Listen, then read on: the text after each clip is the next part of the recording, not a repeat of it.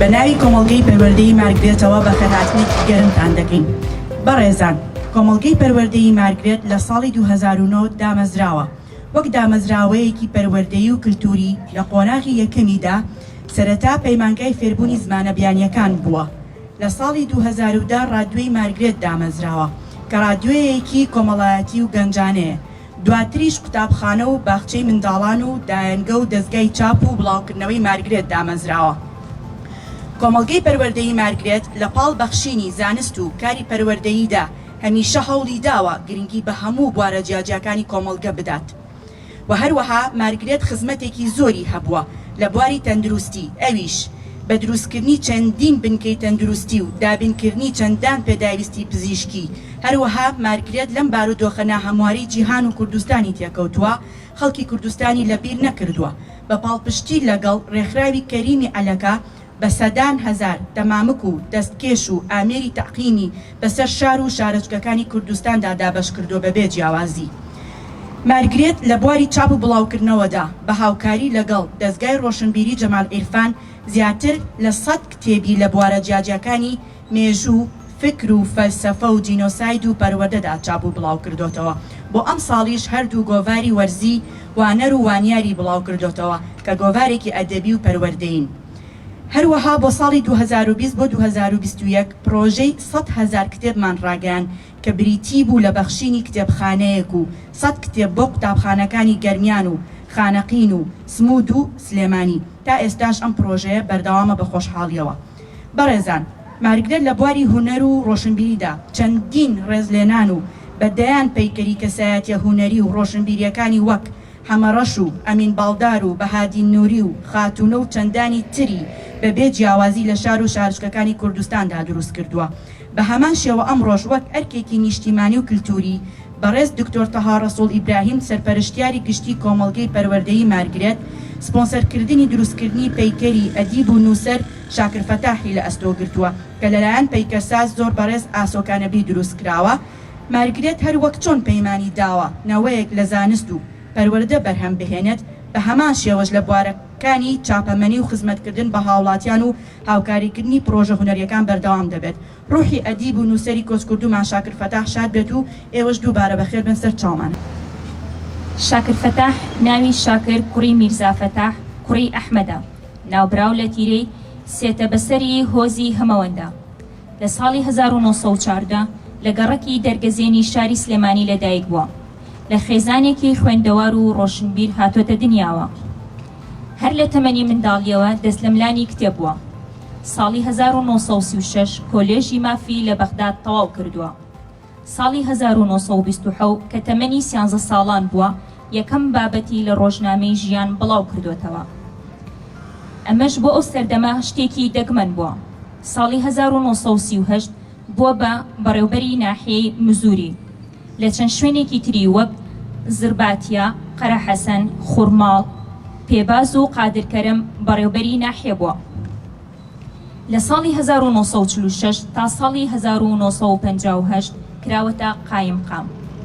لەم قەزایانەدا قایمقام بووە: ڕانیا، چەمچەماڵ، هەڵەبجە، شێخان، ئاکرێ، زاخۆ، ئامێدی، شەقلاوە، قەزای ناوەندی سلێمانی.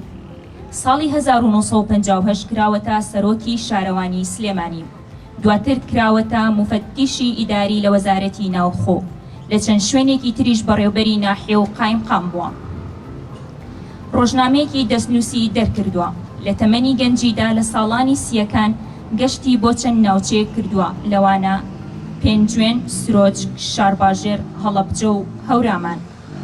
ساڵی 1970 بۆتە ئەندامی یەکێتی نووسەرانی کورد، هاوکات بۆ بە جێگر و سەرۆکی لقی سلێمانی. لە ساڵی 1970 بووە بە ئەندامی کۆڕی زانیاری کورد.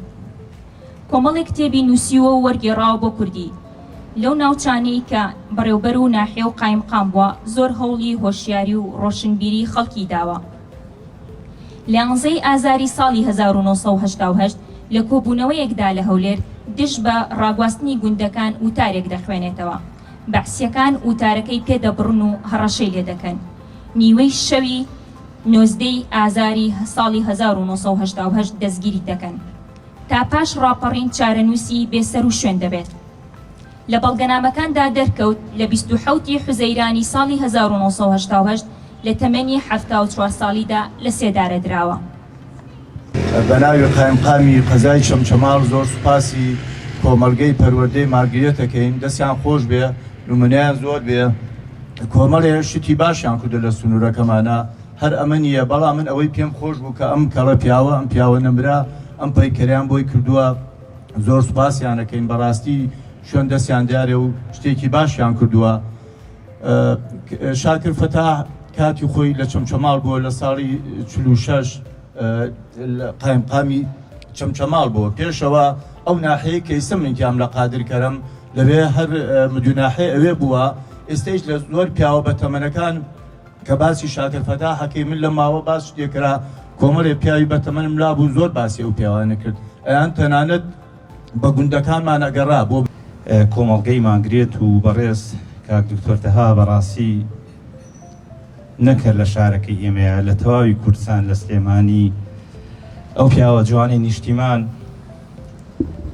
کار و چالاکیان زۆرە، هەر لە کاری خێرخوازیەوە، هەر لە کاری دروستکردنی پەیکەر بۆ هونەر و هونەرمەندان، جێڕانی کۆنسێنت و ئاهەنگ بۆ ئەدیب و هونەرمەندان، بەڕاستی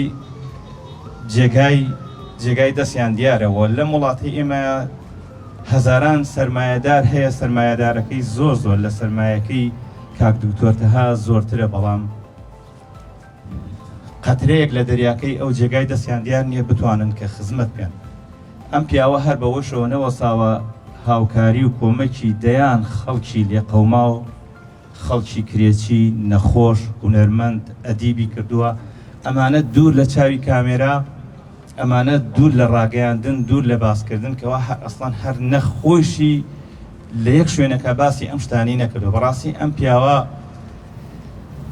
حەقا گوڵبارام کرێ و زیاتر دەستخۆشی لێ بکرێ بۆ ئەوەی کە زیاتر هانی دەین لەسەر ئەم ڕێزکە جوانە، لەسەر ئەم خزمەتە بەردەوام بێت. لە درێژەی کار و چالاکیەکانی کۆمەڵگەی پەروەردەیی مارگرێت وەک کاری هەمیشەی خۆی خزمەتی کردووە بە نووسەر و شاعیرانی وڵاتەکەمان. ئەمڕۆژ لە شاری چەمچەماڵی خۆشەویستین لە بەردەم سەرۆکایەتی زانكۆی چەرموودا هەستاوین بە پەردەلادان لەسەر پەیكەری نووسەر و ڕۆژنامەنووس شاكر فەتاح وەکو کاری هەمیشەی خۆمان. ئەم کارش بە سپۆنسەری دکتۆر تەها ڕەسوڵە. هەر کەسێک بمرێت لە پێناوی نیشتمان و میلەتدا نامرێت، چونکە خاوەن غیرەتە. بێگومان شاكر فەتاح یەکێک بووە لەو مرۆڤانەی لە پێناوی نیشتیمانەکەدا جانی بەخشیوە. هیوادارم لە ڕێگای هونەرەکەمەوە توانی بێتم خزمەتێکی بچووکش بێت بەمانەوەی نەمری ئەم کەڵە پیاوە بکەم. و هەڵبەتە دروستکردنی کارەکە بە سپۆنسەری کۆمەڵگەی پەروەردەیی مارگرێتە بەڕێز لە ناوی دکتۆر تەها ڕەسوڵە و مادی بەکارە هاتوو فابەرگڵاس لەگەڵ هاڕاوی بەردروست کراوە. هیوادارم توانی بێتمان کارێکی باش بکەین.